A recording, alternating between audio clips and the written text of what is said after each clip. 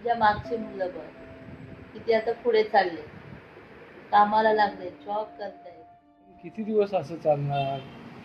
असं समज ती वाट तू चुकला होतास आणि नव्यानं. अरे सध्या रील्सचा ट्रेंड चालू आहे, तो फॉलो कर. हे बघ, रील्सला मी काय अपोज नाही करत, पण लहान असल्यापासून मी स्वतःला टेलिव्हिजन किंवा त्या 70 mm च्या पडद्यावर पाहिले आणि ते स्वप्न जगलो आहे.